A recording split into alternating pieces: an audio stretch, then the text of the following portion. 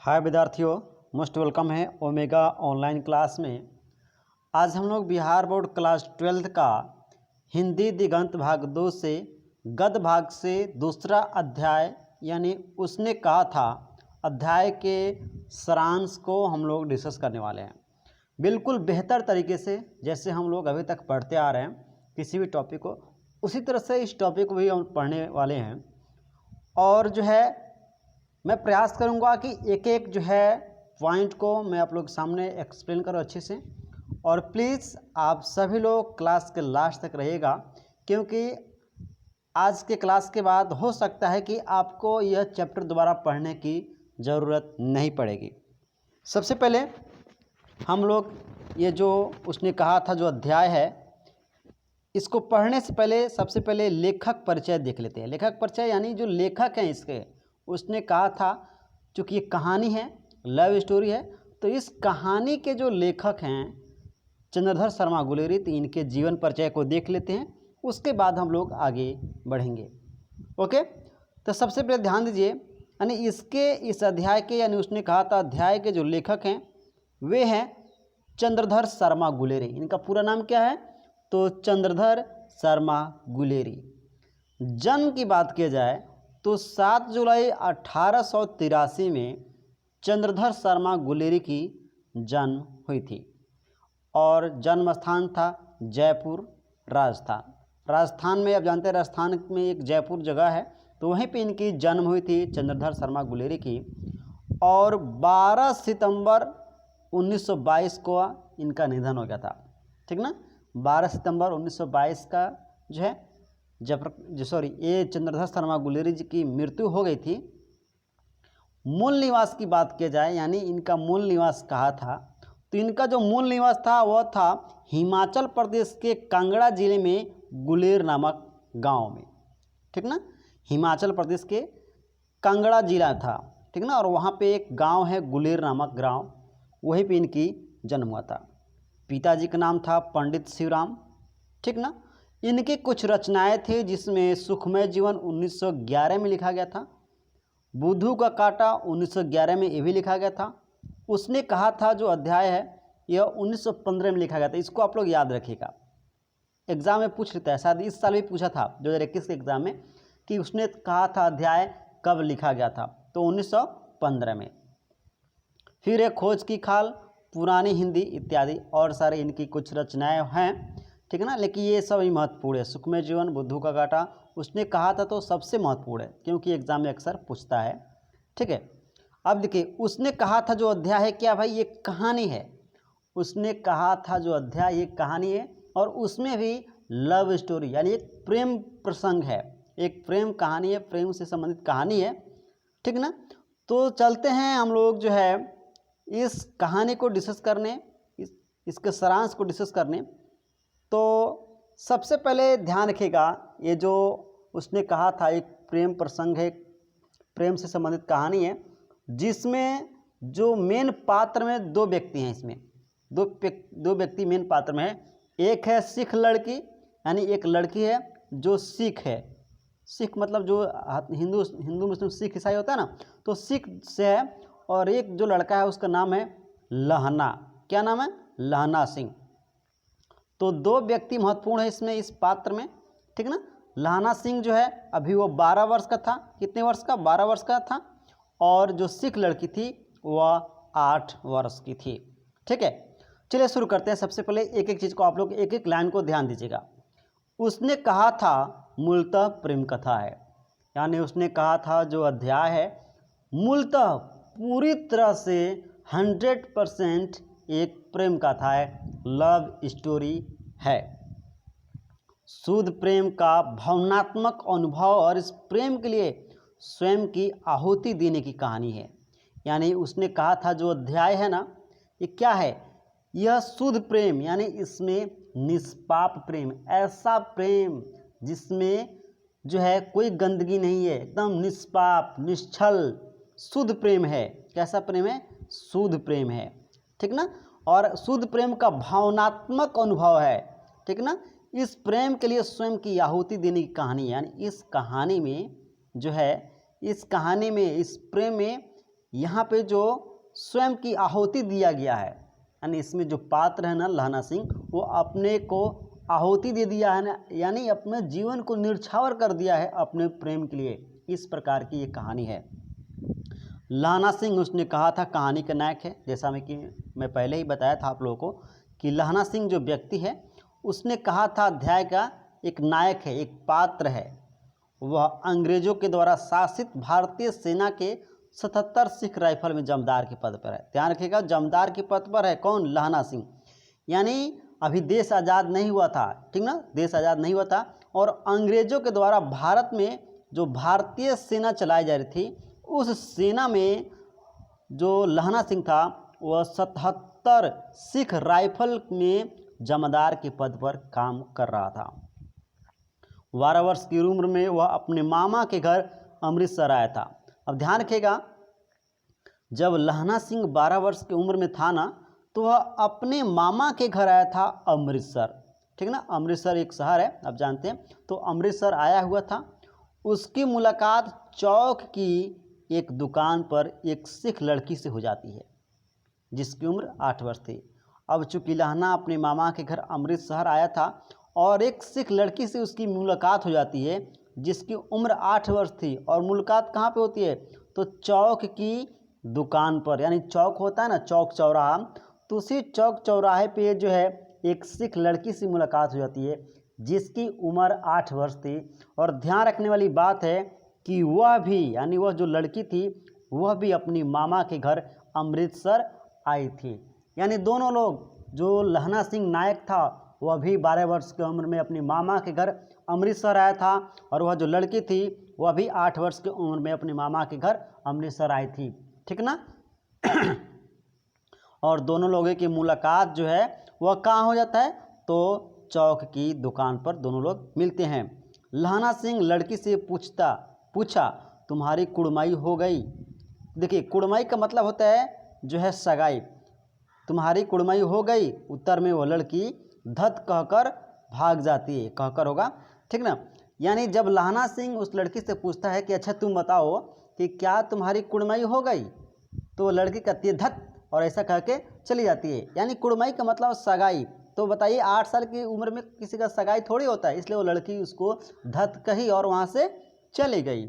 इसी तरह से उन दोनों की मुलाकात कहीं ना कहीं अकस्मात हो जाया करती थी, और इस तरह से लहना सिंह और उस सिख लड़की का मुलाकात कहीं ना कहीं किसी न किसी तरह से एक घटनापूर्वक कहिए या जिस तरह से भी कहिए, वह दोनों कहीं ना कहीं मिल जाते थे, उनकी मुलाकात हो ही जाती थी।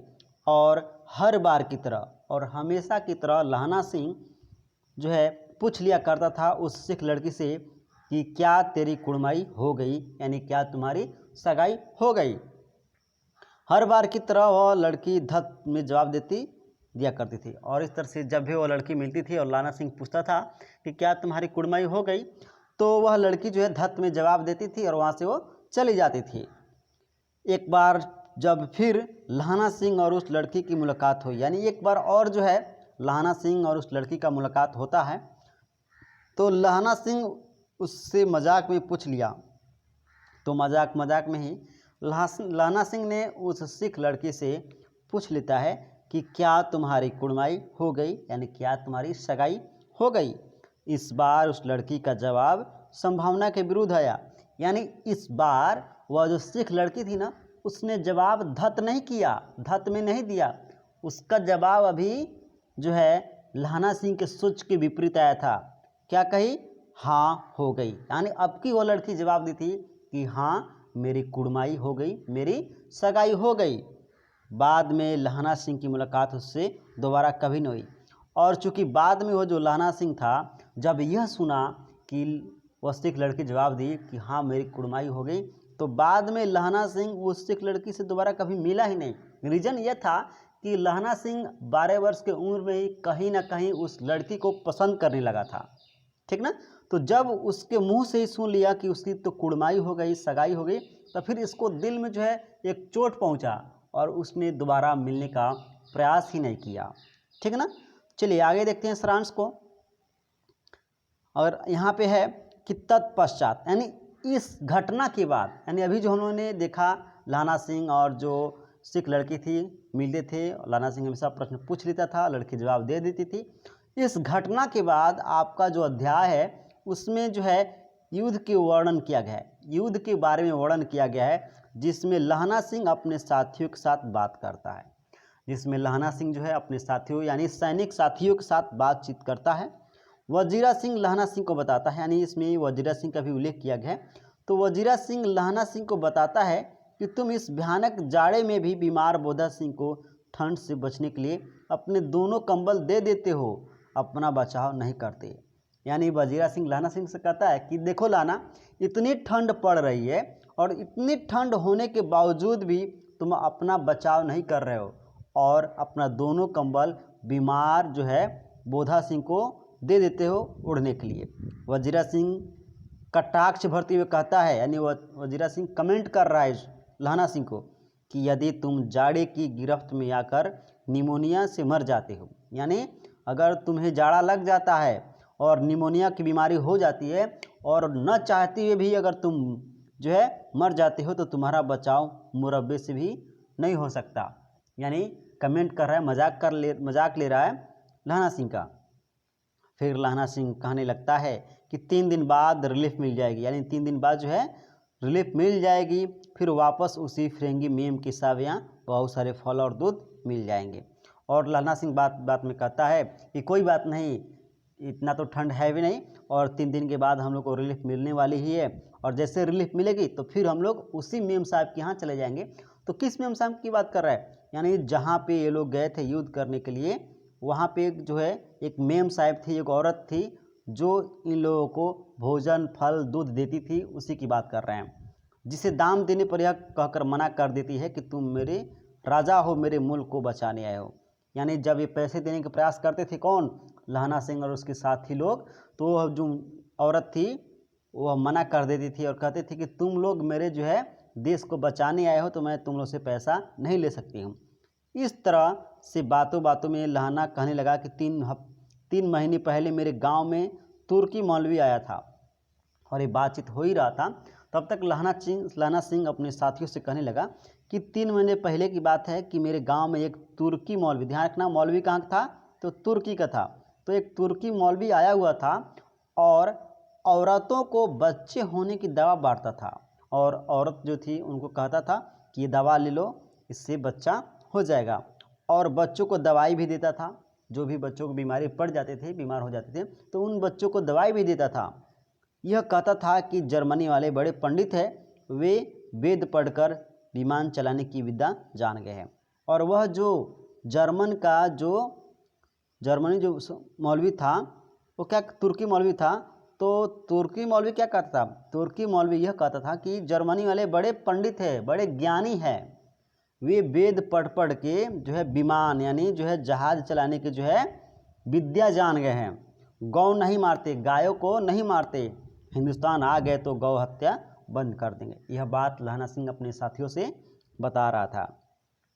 युद्ध के दौरान लहना सिंह एक बार खेत के मुकदमे के सिलसिले में घर आया था, और जब युद्ध हो रहा था, चूँकि युद्ध जो है जर्मनी में हो रहा था, ठीक ना, तो युद्ध जब जर्मनी में हो रहा था तो बीच में जो है एक बार खेत के सिलसिले में लहना सिंह अपने घर आया था, अपने गांव आया था, ठीक ना। लहना सिंह सरदार के कहने पर, यानी लहना सिंह जो है अपने जो सरदार था उस सरदार के कहने पर उसके घर गया था, क्योंकि रास्ते में पड़ता था, उसकी मुलाकात सूबेदारनी से होती है। और जब लहना सिंह अपने सूबेदार, ठीक ना, अपने सूबेदार के घर यानी गया तो वहाँ पे उसकी सूबेदारनी मिली, यानी सूबेदार की पत्नी मिली। उसको देखकर लहना सिंह के होश उड़ गए, और जैसे लहना सिंह उस सूबेदारनी को देखा तो उसके होश उड़ गए, यानी वो समझ ही नहीं पाया। आज लहना सिंह के सामने एक ऐसी औरत खड़ी है जिसे लहना सिंह 12 साल की उम्र में एक लड़की से मिला था। यानी वह जो सूबेदारनी थी कौन थी, वह वही लड़की थी, 8 साल की लड़की थी, जिससे लहना सिंह 12 वर्ष की उम्र में अमृतसर के चौराहे पर मिला था। वही सिख लड़की थी, ठीक ना, जो आज जो है बड़ी होकर जो है सूबेदार से शादी करके सूबेदारनी बन गई थी, ठीक ना। तो उसको देखकर लहना सिंह अचंभित हो गया, अरे ये क्या हो गया, जिसको मैंने 12 वर्ष की उम्र में अमृतसर के चौराहे पर यह पूछा करता था कि क्या तुम्हारी कुड़मई हो गई, वह लड़की आज मेरे सूबेदार की पत्नी है। यह देखकर लहना सिंह की होश उड़ गए थे। ठीक है, सूबेदार ने लहना को पहचान लिया। लौटते समय सूबेदार ने अपने पति वजीरा तथा बेटा बोधा सिंह की हिफाजत करने को कहा, और वह जो सूबेदारनी थी वह पहचान गए कि यह लहना सिंह है। और पहचानने के बाद वह लहना सिंह से, चूँकि अब तो शादी हो गया था, तो लहना सिंह से कही कि देखो लहना, तुम जो है मेरे पति यानी मेरे सूबेदार पति के तुम जो है अंडर में काम करते हो, तो प्लीज़ मेरे पति वजीरा, इनके पति का क्या नाम था, वजीरा सिंह, यानी सूबेदार का नाम था वजीरा सिंह, और इनका एक बेटा था बोधा सिंह, जिसको कंबल वजीरा सिंह ने ठंड होने जिसको कंबल उड़ाया था लहना सिंह ने ठंड होने के बावजूद भी। तो कही थी सूबेदार ने कि प्लीज़ मेरे पति वजीरा सिंह तथा मेरे बेटे बोधा सिंह की हिफाजत करना, ऐसा उसने कहा दिया था। ठीक ना। अब क्या हुआ था, अब जो है भारतीय सेना की तरफ से जर्मन के खिलाफ फ्रांस की ज़मीन पर युद्ध किया गया। यानी भारतीय सेना की तरफ से जर्मन के खिलाफ फ्रांस की ज़मीन पर युद्ध किया। युद्ध कहाँ हुआ था, तो युद्ध जो है फ्रांस के ज़मीन पर हुआ था जर्मन के खिलाफ।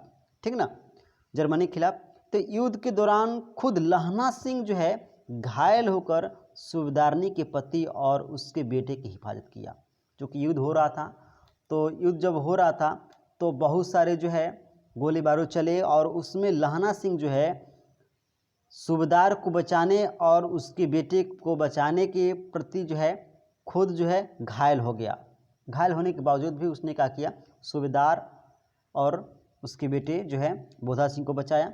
युद्ध समाप्त होने के बाद वह सभी सूबेदार के कहने पर घर गए।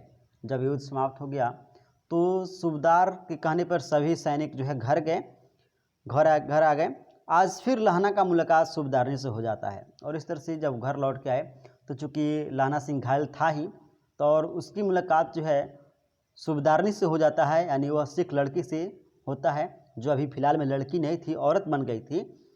ठीक ना। आज लहना को गर्व हो रहा था, और इस समय जो लहना था आज उसको गर्व हो रहा था, अपने पे गर्वान्वित महसूस हो रहा था। वे अपनी आहुति देकर सूबेदारनी को दिया हुआ वादा निभाया, क्योंकि सूबेदारनी उस लहना सिंह से कही थी कि लहना, तुम तो युद्ध में जा रहे हो, तो प्लीज़ मेरे पति वजीरा सिंह और मेरे बेटा बोधा सिंह की रक्षा करना, और वचन दिया था लहना सिंह, और उसी को जो है निभाते निभाते वादा निभाया, और जो है घायल हो गया था।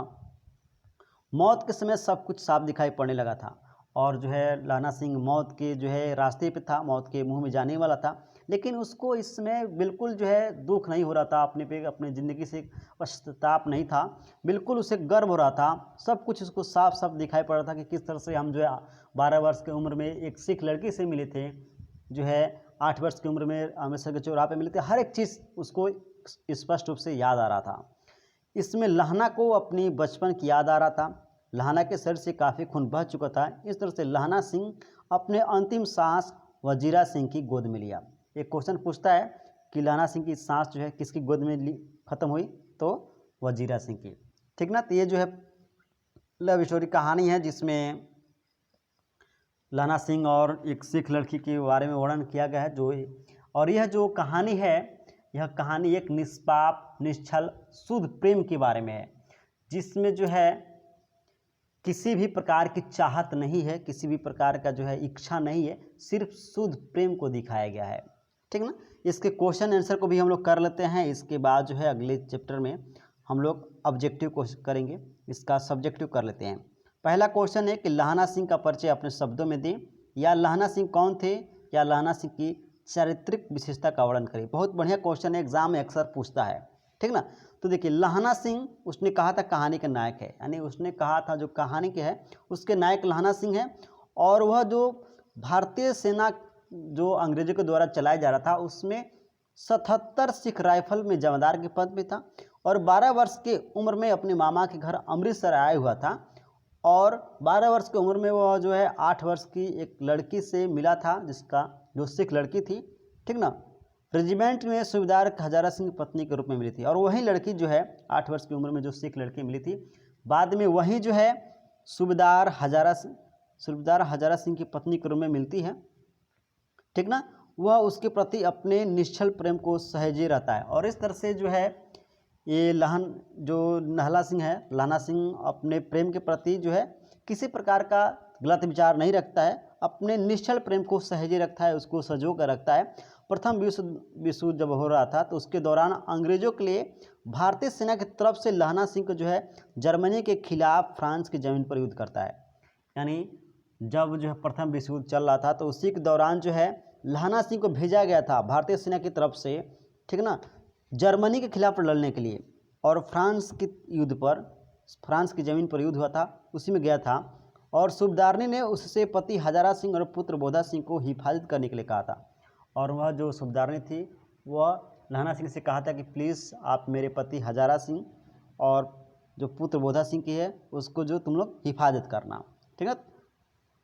लहना सिंह इस तरह से बहादुर, अक्लमंद और बड़े हृदय वाला चरित्र है। इसमें अपने प्रिय के लिए समर्पण की मूल भावना है, समर्पण की मूल भावना है, किसी प्रकार का चीख पुकार नहीं। यानी इसमें जो है लहना सिंह अपने प्यार के लिए अपने को न्यौछावर कर देता है। इसमें समर्पण की भावना है, किसी प्रकार की चाहत नहीं है। इस तरह से आप लिख सकते हैं। अगला क्वेश्चन है, कहती है तुम राजा हो मेरे मुल्क को बचाने आए हो, वजीरा की इस कथन में किसकी ओर संकेत है?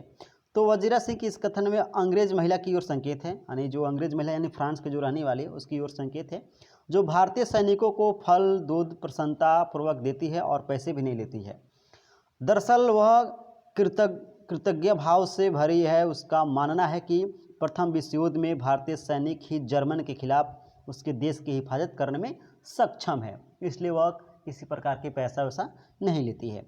अगला क्वेश्चन भी देख लीजिए, ये सभी महत्वपूर्ण क्वेश्चन इस अध्याय से हम करा रहे हैं। अगला क्वेश्चन है, लहना सिंह ने बोधा के प्रति किस त्याग का परिचय दिया? आंसर है कि सूबेदार हजारा सिंह की पत्नी सूबेदारनी, जिनके प्रति लहना सिंह निष्पाप प्रेम भाव बचपन से सजोकर रखा था, वह प्रथम विश्व युद्ध में रवानगी से पहले अपने पति व इकलौते पुत्र बोधा सिंह की हिफाजत करने को आग्रह करती है। यानी जब लहना सिंह घर आया था तो उसी दौरान जो है सूबेदारनी जो है वह लहना सिंह से वचन मांगती है कि वचन दो कि तुम मेरे पति जो है उसको और मेरे पुत्र बोधा दोनों को हिफाजत करोगे, ठीक ना। तो वचन देता है कि मैं हजारा सिंह और बोधा सिंह दोनों का हिफाजत करूंगा, ठीक ना। लहना सिंह उससे जुड़ी दायित्वों को निर्वाह करते हुए युद्ध मैदान में कड़ाके की ठंड होने के बावजूद लहना सिंह बोधा सिंह को अपना दोनों कंबल देकर उससे ठंड बचाव करता है। इस तरह बोधा सिंह सुरक्षा करके वह प्रेम में दिए गए वचनों की मर्यादा का व्यक्तिगत दायित्व और राष्ट्रीय दोनों को संपूर्णतापूर्वक निभाता है। यानी इस तरह से लहना सिंह जो है अपना जो है वचन दिया हुआ निभाता है, कंबल दे देता है और यहाँ तक कि युद्ध के दौरान दोनों बेटे और बाप दोनों को भी बचाता है, ठीक है।